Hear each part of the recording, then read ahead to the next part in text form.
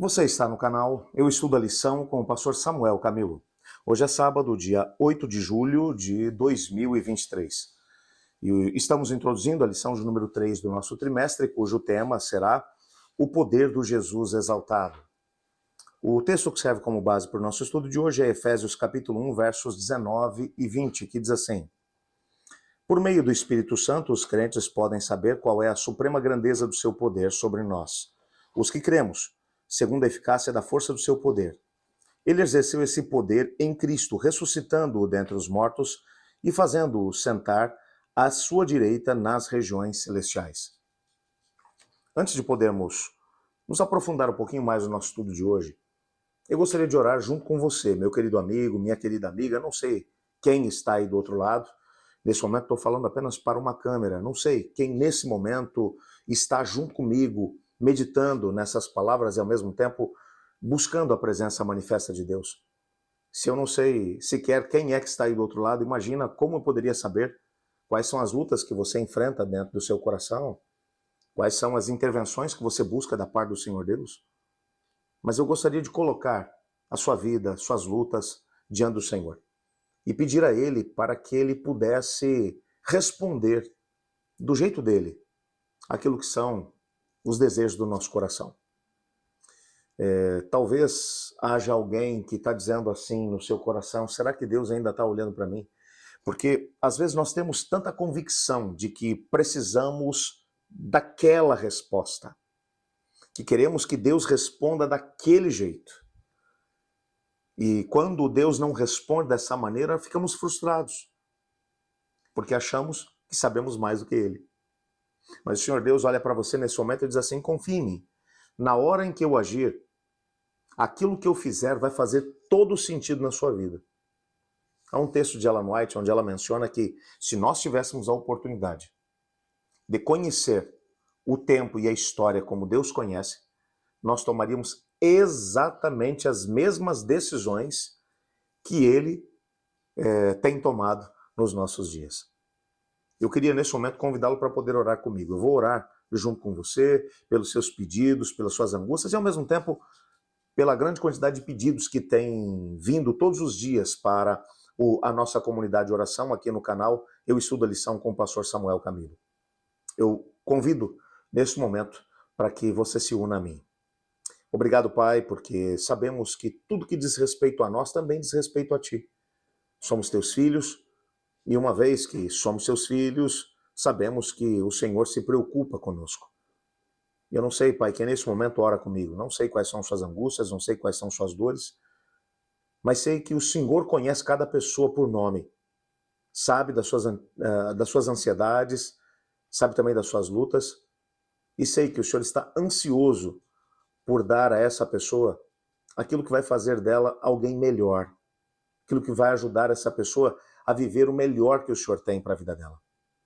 Nesse momento, clamo a Ti, pedindo, por favor, Senhor, responde a nossa prece. Pedimos também que o Senhor possa nos ajudar através do Teu Espírito a compreender aquilo que o Senhor tem para nós. Pois é em nome de Jesus que oramos. Amém. Nossa lição de hoje vai introduzir uma temática fantástica dentro da carta de Paulo aos Efésios. Eu quero só te lembrar que esses Efésios eles estavam vivendo um momento realmente muito complicado da sua história. O apóstolo Paulo, que tinha sido o plantador dessa mesma igreja, havia sido preso lá em Roma e muitas pessoas estavam desistindo da fé. Gente boa, gente que conhecia Deus, gente que tinha recebido o evangelho das mãos do apóstolo Paulo, mas que agora, nesse momento, se perguntavam se, quem sabe, tudo aquilo que havia acontecido não tinha sido um grande acaso, se realmente Deus se preocupava com eles. Afinal de contas, aquele que tinha sido o instrumento usado por Deus para a plantação daquela igreja estava preso. E se aquele homem que tinha sido esse instrumento estava sofrendo dessa maneira, será que Deus realmente se preocupava com ele? Será que Deus realmente se preocupava com as pessoas? Será que Deus realmente existia? E muitos deles começaram a se sentir tentados, não apenas a desistir da fé, mas a olhar para a grande quantidade de deuses que eles tinham servido no passado. E só lembrando que a cidade de Éfeso era uma cidade que era uma cidade extremamente religiosa. Havia um turismo religioso abundante nessa mesma cidade por causa do templo da deusa Diana. Já falamos sobre isso na primeira lição desse trimestre. E essas pessoas, inclusive, chegaram a praticar artes mágicas e sabiam que muitas dessas artes mágicas que eles haviam praticado lá no passado, que traziam algum tipo de, vou colocar aqui entre aspas, ok? De respostas. Porque, afinal de contas, o inimigo trabalhava através da fé daquelas pessoas naqueles objetos inanimados. O próprio apóstolo Paulo chegou a mencionar que quando uma pessoa resolve adorar um ídolo, não está adorando aquele pedaço de madeira, mas está adorando aos demônios que elas representam. Por isso, agora muitos deles começavam a olhar de novo para esses elementos que faziam parte da sua cultura religiosa e sentiam o desejo de voltar a adorar esses mesmos deuses e, de alguma forma, experimentar um pouco daquilo que era essa religiosidade que eles viviam com tanta intensidade. É claro que quando o apóstolo Paulo vai agora tentar fazer com que eles percebam a loucura que eles estão prestes a cometer, ele vai usar alguns elementos para poder tentar argumentar com eles. Ele vai falar para eles, por exemplo, que antes mesmo que eles conhecessem a Deus, Deus já os conhecia e os tinha escolhido e tinha estabelecido um propósito para a sua vida. A gente viu isso na lição da semana passada, que o Senhor Deus tem um propósito para a vida de cada um deles, que o Senhor Deus, ele deu a liberdade de escolha para cada um de nós, mas isso não muda o fato de que lá atrás, antes mesmo que colocássemos o nosso pé sobre o palco dessa vida, ele tinha estabelecido um plano e tem, de alguma forma, dado a oportunidade para que conheçamos a respeito desse plano e tomemos a decisão de segui-lo ou não. E que cada vez que decidimos seguir o plano de Deus, todos os recursos do universo que estão diante dele, ele coloca à nossa disposição. Por isso, quando olhamos para a história dos apóstolos e aquilo que eles faziam, a forma extraordinária como Deus agiu através deles, e o próprio apóstolo Paulo em Éfeso, como lá em Atos capítulo 19 é mencionado, Paulo, ele fez coisas extraordinárias. Aliás, o texto vai dizer que Deus fazia milagres extraordinários através de Paulo. A ponto dele enviar o seu lenço para colocar sobre os enfermos, eles eram curados.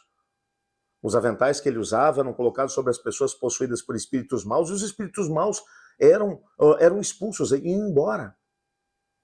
E não era o apóstolo Paulo que fazia aquilo tudo, era Deus fazendo através dele.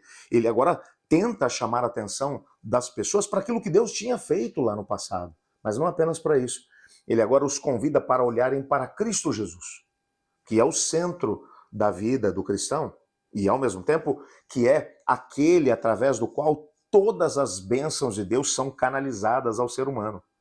É bem verdade que é o Espírito Santo de Deus que representa Cristo Jesus aqui na Terra, mas é através de Cristo Jesus como nosso intercessor no santuário celestial que essas bênçãos são canalizadas para cá. O Espírito Santo é a garantia de que receberemos todas as demais bênçãos. Junto com ele receberemos todas as outras. Por isso, Ellen White vai trabalhar a ideia de que aquilo que nós mais devemos pedir a Deus é de que sejamos cheios do Espírito Santo do Senhor. Por isso, quando olhamos aqui agora para essa carta, para a carta aos Efésios, o apóstolo Paulo ele vai mencionar aqui pelo menos quatro coisas que as pessoas deveriam se lembrar, as pessoas de Éfeso deveriam se lembrar enquanto estavam sendo atraídos para a velha vida, para olhar para os ídolos sem vida daquele tempo. A primeira coisa que ele vai chamar a atenção é para a ressurreição de Cristo Jesus. Não existe um outro poder mais extraordinário do que o poder que agiu trazendo Cristo Jesus de volta à vida. Eu gosto muito da forma como Ellen White descreve esse momento. Ela menciona que a divindade de Cristo estava latente dentro do seu corpo sem vida, enquanto esse corpo foi sepultado dentro daquela velha sepultura lá em Jerusalém. A divindade estava lá, mas não se manifestava. Estava lá, mas não se manifestava. Quando a ordem do Pai veio através do anjo Gabriel, que no meio da madrugada aparece diante do sepulcro, com um gesto, a pedra é rolada para o lado, e ele vai dizer: Jesus, teu Pai te chama. E então a divindade que estava latente dentro daquele corpo sem vida irrompe mais poderosa do que o sol no seu ápice. E vai não apenas trazer o corpo de Cristo Jesus de volta à vida, o mesmo processo que acontecerá com todas as pessoas que serviram a Cristo Jesus e se entregaram a Ele na manhã da ressurreição, mas ele ressuscita agora com um corpo completamente imortalizado. E mais do que isso, os próprios demônios fogem diante dessa manifestação. Os soldados que guardavam o sepulcro caem desmaiados. Tamanho é o poder que foi exercido por Jesus Cristo quando sua divindade, que estava latente dentro do seu corpo, irrompeu. E Jesus está dizendo, o Paulo está dizendo assim: você quer saber de poder mesmo, de verdade? Não fiquem olhando para esses ídolos sem qualquer tipo de poder ou força. Olhem para a ressurreição de Jesus. Ele também chama a atenção para a exaltação de Cristo Jesus no trono de Deus. E Cristo Jesus, logo depois de subir ao céu, ele foi exaltado. Lá, alguns anos mais tarde, João escreveria sobre isso, lá no capítulo 4 e capítulo 5 do livro do Apocalipse, quando ele vai mencionar que o Pai pergunta quem é digno de abrir o rolo e de desatar os selos. Naquele rolo estava a história da humanidade, e não havia ninguém nem na terra, nem no resto do universo, nem mesmo no céu, que pudesse ser digno de abrir o livro. Mas então João começa a chorar e um anjo se aproxima dele e diz: João, olha de novo, mas olha com mais atenção. E quando ele olha, ele vê um cordeiro como tendo sido morto. E então uma voz é ouvida dizendo: ele é digno de abrir o rolo e de desatar os selos, porque ele foi morto e com a sua morte ele venceu os poderes malignos. E então ele agora se assenta no trono junto com o seu Pai. E você quer saber de poder? Isso é poder. Cristo Jesus, quando subiu ao céu, ele diz: toda autoridade me foi dada tanto no céu quanto na terra. Isso é poder. Mais do que isso, uma terceira coisa para a qual Paulo vai chamar a atenção é a colocação de todas as coisas em sujeição a Cristo. Ele vai mencionar que tudo, tanto no céu como na terra, como no restante do universo, foi colocado debaixo dos pés de Cristo Jesus. O poder e a autoridade de Cristo está acima de toda a criação, bem como de todos os anjos, de todos os mundos não criados, ou criados por ele. Então, quando você vai falar sobre poder, você tem que olhar para esse poder que administra todo o universo. E, finalmente, ele vai chamar a atenção para a dádiva de Cristo à igreja como o seu cabeça. Ele vai mencionar Cristo com todo esse poder e autoridade, é aquele que dirige a igreja. Ou seja, se você faz parte da igreja, você não tem nada a temer.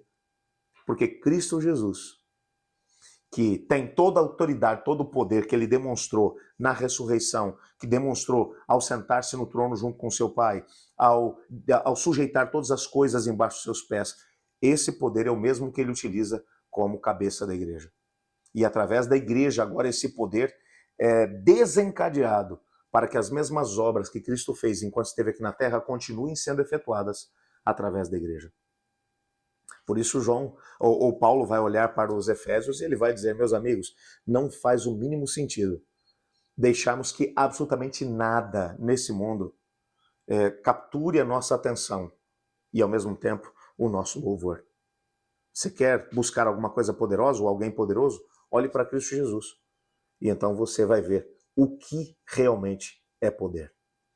Eu desejo que nesse dia você viva na presença desse Cristo. Submeta a sua vida a Ele, para que o mesmo poder que agiu em Cristo Jesus e que tem agido através dele, que também possa agir na minha vida e na tua no decorrer desse dia. Que Deus te abençoe, que Deus te guarde. Eu estudo a lição. E você?